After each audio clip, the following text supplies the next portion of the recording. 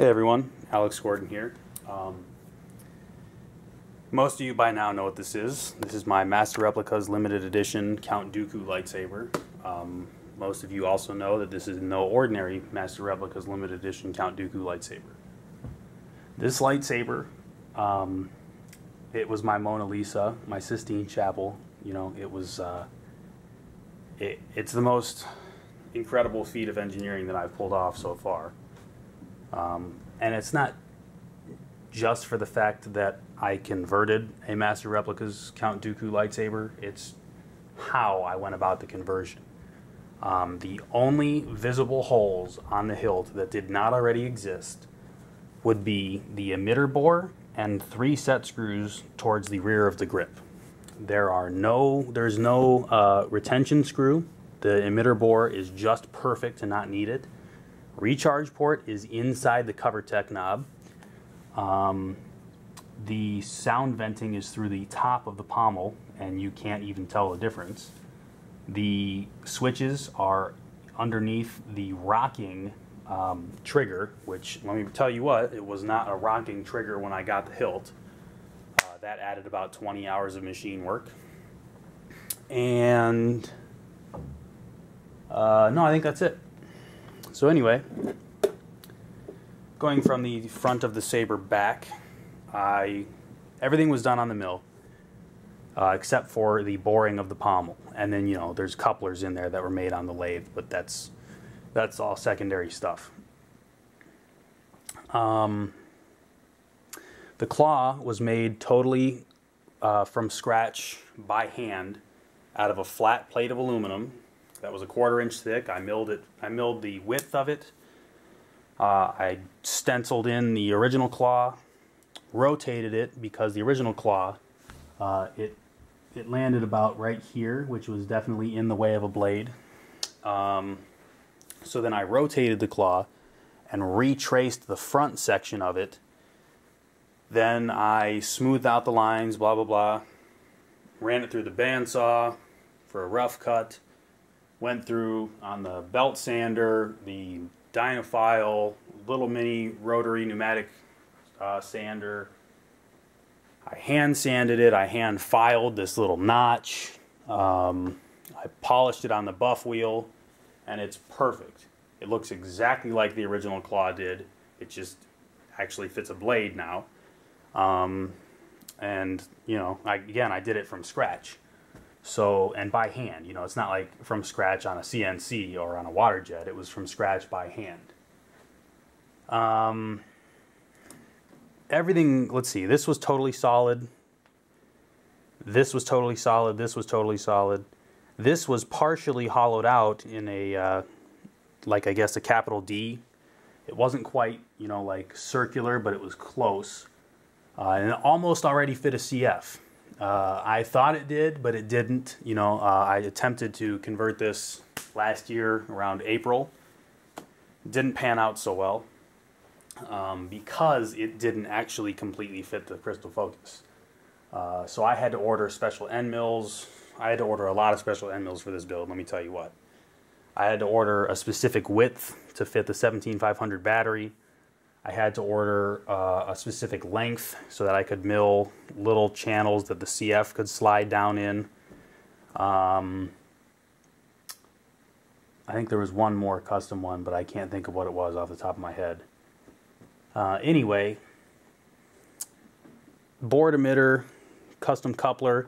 It's got 4 set screws anchoring it this way, and there's 1 set screw anchoring it at the top, so it is perfectly rigid.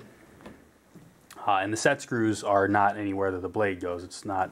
They're all internal, and they're all, you know, on the coupler that fits between the 2 walls of the hilt, or the two sections of the hilt.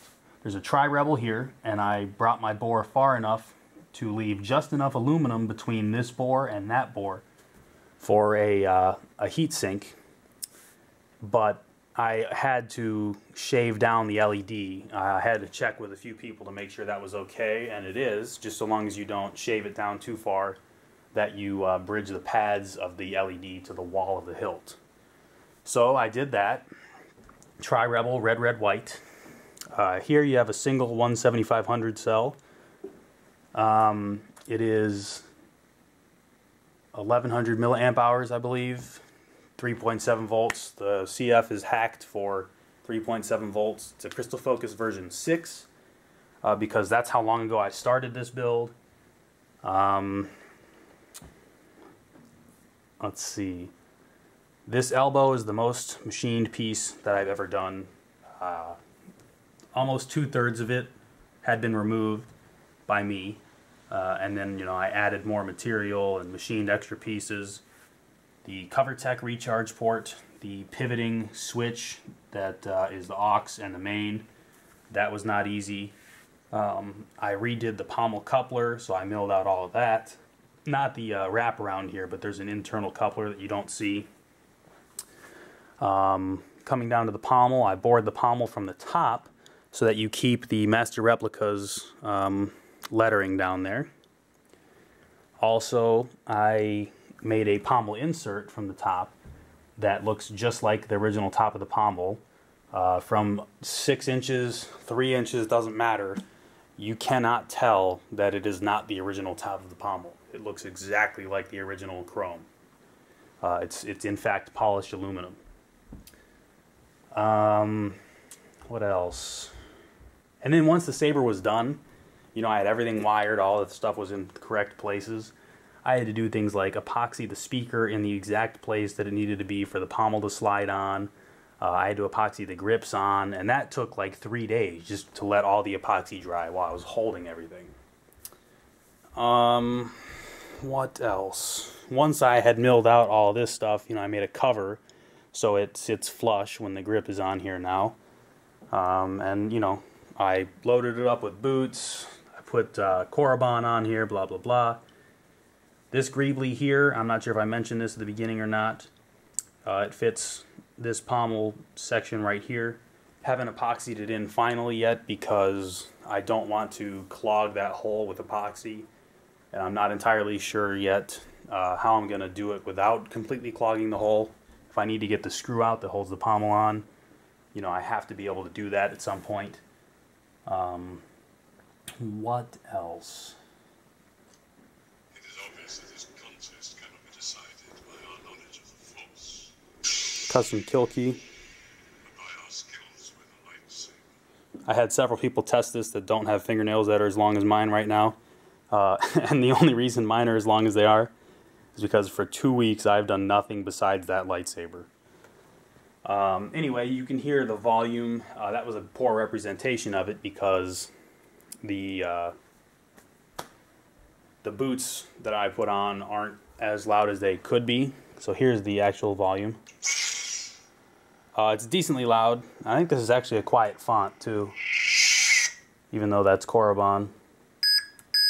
This weapon is your life. As you see, my Jedi powers are far beyond yours. Let's go ahead with Fates. Your swords, please. We don't want to make a mess of things in front of the Chancellor. So there you can see, it's decently loud. It's louder than most hidden sound hole sabers that I've ever seen. All the ones that I actually own. Anyway, I haven't really configured the sensitivity yet, but oops, I'm hitting the trigger. So there it is. There's the red and the white flash on Clash. I'll come over here with it and I'll zoom out.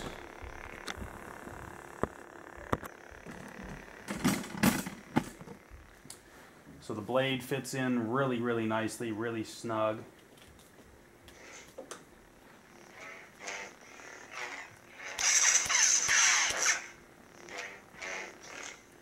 You know, it's not going to go anywhere no matter what. And boy, that's about it. Here's the CoverTech charge port right in there. Works really well.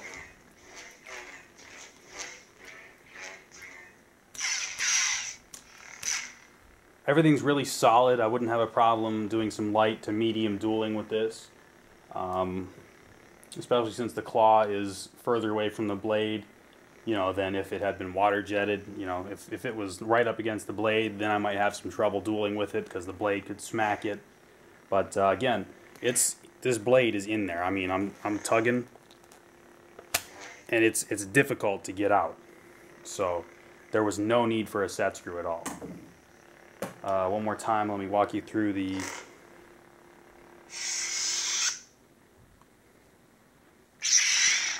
trigger here.